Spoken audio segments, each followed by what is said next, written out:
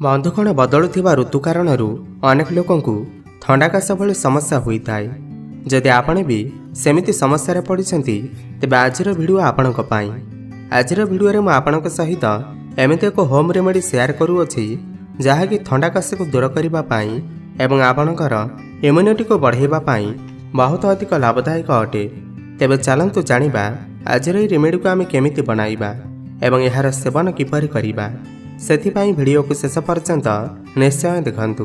ତାହା ପୂର୍ବରୁ ଏହି ଭିଡ଼ିଓକୁ ଗୋଟେ ଲାଇକ୍ କରନ୍ତୁ ଏବଂ ଆମ ଚ୍ୟାନେଲକୁ ସବସ୍କ୍ରାଇବ୍ କରି ପାଖରେ ଆସୁଥିବା ବେଲ୍ର ଆଇକନ୍କୁ ମଧ୍ୟ ପ୍ରେସ୍ କରନ୍ତୁ।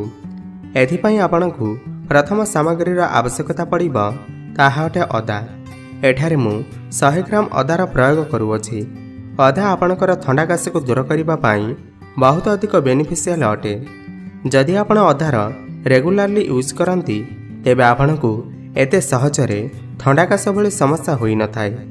ଅଦାକୁ ଭଲ ଭାବରେ ସଫା କରି ଆପଣ ତାହାର ପ୍ରୟୋଗ କରନ୍ତୁ। ଏବେ ଆପଣ ଏହାକୁ ଗ୍ୟାସରେ ଅଳ୍ପ ସେକି ନିଅନ୍ତୁ। ଏହାକୁ ଅଳ୍ପ ପୋଡ଼ି ଏହାର ପ୍ରୟୋଗ କରିବା ଦ୍ୱାରା ଏହାର ପ୍ରଭାବ ଦ୍ୱିଗୁଣିତ ହୋଇଥାଏ। ଏହିପରି ଏହାର ପ୍ରୟୋଗ କରିବା ଦ୍ୱାରା ଏହା ବହୁତ ଭଲ କାମ କରିଥାଏ। ଯେବେ ଆପଣ ଏହାର ପ୍ରୟୋଗ କରିବେ ଦେଖିବେ ଆପଣଙ୍କୁ ଯେତେ ବି ପୁରୁଣା ଥଣ୍ଡା କାଶ ଭଳି ସମସ୍ୟା ଥାଉ ତାହା ସମ୍ପୂର୍ଣ୍ଣ ଭାବେ ଠିକ୍ ହୋଇଯିବ। ଧିମା ଆଞ୍ଚରେ ଆପଣ ଏହାକୁ ଫ୍ରାଏ କରନ୍ତୁ। ସେତେ ପର୍ଯ୍ୟନ୍ତ ଆପଣ ଏହାକୁ ଫ୍ରାଏ କରନ୍ତୁ ଯେତେ ପର୍ଯ୍ୟନ୍ତ ଏହାର ଚୋପା କଳା ନ ହୋଇଯିବ। ଏବେ ଆମେ ଏହାକୁ ଭଲ ଭାବରେ ଧୋଇଦେବା ଯେମିତି ଏହାର ପୋଡ଼ିଯାଇଥିବା ଚୋପା ଏଥିରୁ ବାହାରିଯିବ। ଏହିପରି ଭଲ ଭାବରେ ଧୋଇବା ଦ୍ୱାରା ଏଥିରୁ ଅଧା ଚୋପା ମଧ୍ୟ ବାହାରିଯିବ।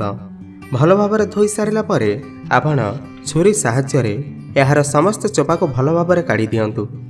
ଏହାକୁ ଫ୍ରାଏ କରିବା ଦ୍ୱାରା ଏହା ସଫ୍ଟ ହୋଇଯିବ।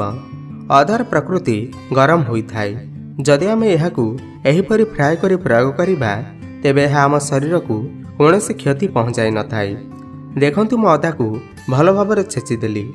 ଅଦା ଦେହ ପାଇଁ ବହୁତ ଗରମ ହୋଇଥାଏ, ସେଥିପାଇଁ ଅନେକ ଲୋକ ଏହା ଖାଇବାକୁ ପସନ୍ଦ କରନ୍ତି ନାହିଁ। ହେଲେ ଆଜି ମୁଁ ଆପଣଙ୍କ ସହିତ ଯେଉଁ ରେମେଡ଼ି ସେୟାର କରୁଅଛି ତାହାକୁ ଯଦି ଆପଣ ପ୍ରୟୋଗ କରିବେ ତେବେ ଏହା ଆପଣଙ୍କୁ କୌଣସି ପ୍ରକାରର କ୍ଷତି ପହଞ୍ଚାଇ ନଥାଏ।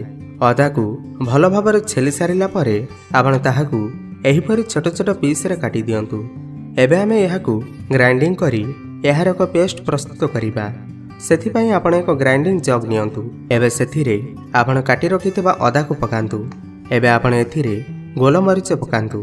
1 ଚାମଚ ଗୋଲମରିଚ ଆପଣ ଏଥିରେ ପ୍ରୟୋଗ କରନ୍ତୁ। ଗୋଲମରିଚ ପୁରୁଣାରୁ ପୁରୁଣା ଥଣ୍ଡା କାଶ ଭଳି ସମସ୍ୟାକୁ ଠିକ୍ କରିଥାଏ। ଏବେ ଆପଣ ଏଥିରେ ଏମିତି ଏକ ଛୋଟ ଖଣ୍ଡ ଡାଲଚିନି ପକାନ୍ତୁ। ତାପରେ ଆପଣ ଏଥିରେ 4ରୁ 5ଟି ଲବଙ୍ଗ ପକାଇ ଦିଅନ୍ତୁ। ଏହା ବି ଆମ ସ୍ୱାସ୍ଥ୍ୟ ପାଇଁ ବହୁତ ଲାଭଦାୟକ ହୋଇଥାଏ। ଯଦି ଆପଣଙ୍କର ଛାତିରେ ବହୁତ ଦିନରୁ କଫ ଜମି ହୋଇ ରହିଅଛି ଏହା ତାହାକୁ କାଢ଼ିଥାଏ। ଏବେ ଆପଣ ଏଥିରେ 1ରୁ 2 ଚାମଚ ପାଣି ଦେଇ ଏହାକୁ ଭଲ ଭାବରେ ଗ୍ରାଇଣ୍ଡିଙ୍ଗ କରିଦିଅନ୍ତୁ।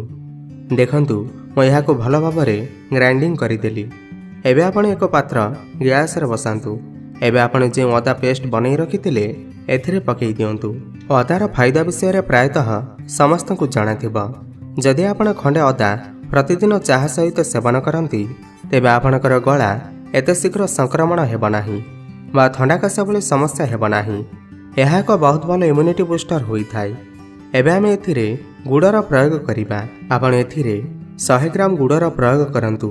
ଗୁଡ଼ ମଧ୍ୟ ଆମ ଶରୀର ପାଇଁ ବହୁତ ଭଲ ହୋଇଥାଏ। ଏହା ବି ଆମ ଥଣ୍ଡା କାଶକୁ ଦୂର କରିବା ପାଇଁ ବହୁତ ଭଲ ହୋଇଥାଏ। ସାଥିରେ ଏହା ବହୁତ ହେଲ୍ଦି ହୋଇଥାଏ। ଏହା ବି ଏକ ବହୁତ ଭଲ ଇମ୍ୟୁନିଟି ବୁଷ୍ଟର ହୋଇଥାଏ। ଏଠାରେ ଆମେ ଗୁଡ଼ର ଅଧିକ ପ୍ରୟୋଗ କରିବା କାରଣ ବହୁତ ଲୋକଙ୍କୁ ଅଦାର ଟେଷ୍ଟ ଭଲ ଲାଗିନଥାଏ। ଏହାକୁ ଆପଣ ଛୋଟ ପିଲାଙ୍କୁ ମଧ୍ୟ ଦେଇପାରିବେ। ଛୋଟ ବଡ଼ ସମସ୍ତେ ଏହାର ପ୍ରୟୋଗ କରିପାରିବେ। କେମିତି ଏହାର ସେବନ କରିବେ ତାହା ଭିଡ଼ିଓ ଶେଷରେ ଆମେ ଜାଣିବା। ସେଥିପାଇଁ ଭିଡ଼ିଓକୁ ଶେଷ ଯାଏଁ ନିହାତି ଦେଖନ୍ତୁ। ଧିମା ଆଞ୍ଚରେ ଆପଣ ଏହାକୁ ବନାନ୍ତୁ। ଦେଖିବେ ଧୀରେ ଧୀରେ ଗୁଡ଼ ମେଲ୍ଟ ହେବାକୁ ଲାଗିବ। ଏଥିରେ ପାଣିର ପ୍ରୟୋଗ କରିବାର ଆବଶ୍ୟକତା ନାହିଁ। ଧିମା ଆଞ୍ଚରେ ଆପଣ ଏହାକୁ ଫୁଟାନ୍ତୁ। ଦେଖିବେ 5 ମିନିଟ୍ ଭିତରେ ଗୁଡ଼ ସମ୍ପୂର୍ଣ୍ଣ ମେଲ୍ଟ ହୋଇଯିବ। ଏବେ ଆମେ ଏଥିରେ ଆଉ କିଛି ସାମଗ୍ରୀର ପ୍ରୟୋଗ କରିବା ଯାହା ଇମ୍ୟୁନିଟି ବୁଷ୍ଟରର କାମ କରିଥାଏ। ଫଳରେ ଏହି ରେମେଡ଼ି ଆହୁରି ଅଧିକ ଇଫେକ୍ଟିଭ ହୋଇଯିବ। ସର୍ବପ୍ରଥମେ ଆପଣ ଏଥିରେ ଅଧା ଚାମଚ ଗୁଜୁରାତି ଗୁଣ୍ଡ ମିଶାନ୍ତୁ। ଏହା ଆମ ହଜମ ପାଇଁ ବହୁତ ଭଲ ହୋଇଥାଏ। ଏହି ରେମେଡ଼ିର ପ୍ରୟୋଗ କରିବା तेबे आपणକୁ ଗ୍ୟାସ୍ एसिडिटी କିଛି ବି ହେବ ନାହିଁ। ଏବେ ଆମେ ଏଥିରେ ଅଧା ଚାମଚ କଳା ଲୁଣର ପ୍ରୟୋଗ କରିବା। ଲୁଣ ଆମ ଗଳା ପାଇଁ ବହୁତ ଭଲ ହୋଇଥାଏ। ଏହା ଆଣ୍ଟିବ୍ୟାକ୍ଟେରିଆଲ ହୋଇଥାଏ। ଆପଣମାନେ ଦେଖିଥିବେ ଯେବେ ଆମର ଗଳା ସଂକ୍ରମଣ ହୋଇଥାଏ ତେବେ ଆମେ ଲୁଣ ପାଣି ଗାର୍ଗଲିଂ କରିଥାଉ କାରଣ ଏହା ଆଣ୍ଟିବ୍ୟାକ୍ଟେରିଆଲ ହୋଇଥାଏ। ଏବେ ଆମେ ଏଥିରେ ଅଳ୍ପ ସନ୍ଧେବ ଲୁଣର ପ୍ରୟୋଗ କରିବା।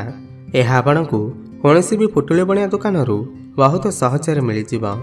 ଏବେ ଆମେ ଏଥିରେ ଅଧା ଚାମଚ ହଳଦୀ ଗୁଣ୍ଡ ମିଶାଇବା। ହଳଦୀ ମଧ୍ୟ ଆଣ୍ଟିବ୍ୟାକ୍ଟେରିଆଲ ହୋଇଥାଏ। ବହୁତ ଭଲ ଇମ୍ୟୁନିଟି ବୁଷ୍ଟରର କାମ କରିଥାଏ। ସାଥିରେ ଜୀବାଣୁକୁ ମାରିଥାଏ। ଏବେ ଆମେ ଏଥିରେ 1 ଚାମଚ ଜିରା ଗୁଣ୍ଡ ମିଶାଇବା। ଜିରାକୁ ଭାଜି ଗୁଣ୍ଡ କରି ଆପଣ ଏଥିରେ ପ୍ରୟୋଗ କରନ୍ତୁ ଯାହା ଡାଇଜେସନ୍ ପାଇଁ ବହୁତ ଭଲ ହୋଇଥାଏ। ଯଦି ଆପଣ ଏହି ରେମେଡିର ସେବନ କରିବେ ତେବେ ଏହା ଆପଣଙ୍କର କୌଣସି ପ୍ରକାରର କ୍ଷତି କରିବ ନାହିଁ ଏବଂ ଭଲ ଭାବରେ ଡାଇଜେଷ୍ଟ ହୋଇଯିବ। ଜିରା ଗୁଣ୍ଡର ପ୍ରୟୋଗ କରିବା ଦ୍ୱାରା ଏହି ରେମେଡିର ଟେଷ୍ଟ ମଧ୍ୟ ବଢ଼ିଯିବ। ଏବେ ଆପଣ ଏହାକୁ ଭଲ ଭାବରେ ମିଶାନ୍ତୁ। ଏହାକୁ ଆପଣ ଷ୍ଟୋର କରି ରଖିପାରିବେ। ଯେଉଁମାନଙ୍କୁ ଥଣ୍ଡା କାଶ ଭଳି ସମସ୍ୟା ସର୍ବଦା ରହୁଅଛି ସେମାନଙ୍କ ପାଇଁ ଏହା ରାମବାଣ ଘରୋଇ ଉପଚାର ଅଟେ। ଦେଖନ୍ତୁ ଏହାକୁ ଆମେ ଭଲ ଭାବରେ ଗାଢ଼ା କରିଦେଲେ। ଏବେ ଆପଣ ଏହାକୁ ଏକ ପାତ୍ରକୁ କାଢ଼ି ଦିଅନ୍ତୁ। ଏବେ ଆପଣଙ୍କର ଏହି ରେମେଡି ବନି ପ୍ରସ୍ତୁତ। ଆପଣ ଚାହିଁଲେ ଏଥିରେ ଲେମ୍ବୁ ରସର ପ୍ରୟୋଗ ମଧ୍ୟ କରିପାରିବେ। ତାହା ମଧ୍ୟ ଆଣ୍ଟିବ୍ୟାକ୍ଟେରିଆଲ ଅଟେ। ଏବେ ଜାଣିନିଅନ୍ତୁ ଆପଣ ଏହାର କେମିତି ସେବନ କରିବେ। ଆପଣ ଏଥିରୁ 1 ଚାମଚ ସେବନ କରନ୍ତୁ। ଦିନର କୌଣସି ସମୟରେ ଆପଣ ଏହାର ସେବନ କରିପାରିବେ। ଯଦି ଛୋଟ ପିଲାମାନଙ୍କୁ ଦେଉଛନ୍ତି ତେବେ କେବଳ ଅଧା ଚାମଚ ଆପଣ ଏଥିରୁ ସେମାନଙ୍କୁ ଦିଅନ୍ତୁ। ହେଲେ ବଡ଼ ଲୋକମାନେ 1 ଚାମଚ ଏଥିରୁ ସେବନ କରିପାରିବେ। ହେଲେ ଧ୍ୟାନ ରଖନ୍ତୁ ଏହାକୁ ଖାଇବା ପରେ ପାଣିର ସେବନ ଭୁଲରେ ବି କରନ୍ତୁ ନାହିଁ ଯେମିତି ଏହା ତାହାର ପ୍ରଭାବ ଦେଖାଇପାରିବ। ହେଲେ ଏହାକୁ ଖାଇ ତୁରନ୍ତ ଯଦି ଆପଣ ପାଣିର ସେବନ କରିନେବେ ତେବେ ଏହା ତାହାର ପ୍ରଭାବ ଠିକ୍ସେ ଦେଖାଇ ପାରିବ ନାହିଁ। ଯଦି ଆପଣ ଥଣ୍ଡା କାଶ ପାଇଁ ଚିନ୍ତିତ ତେବେ ଆଜିର ଏହି ରେମେଡି ନିହାତି ଥରେ ଟ୍ରାଏ କରି ଦେଖନ୍ତୁ ଏବଂ ଭିଡ଼ିଓକୁ ଯେତେ ସମ୍ଭବ ସେୟାର କରନ୍ତୁ। ତେବେ ଆପଣଙ୍କୁ ଏହି ଭିଡ଼ିଓଟି କିପରି ଲାଗିଲା ଆମକୁ ନିଶ୍ଚୟ କମେଣ୍ଟ କରି ଜଣାନ୍ତୁ ଏବଂ ଭିଡ଼ିଓକୁ ଗୋଟେ ଲାଇକ୍ କରନ୍ତୁ। ଧନ୍ୟବାଦ।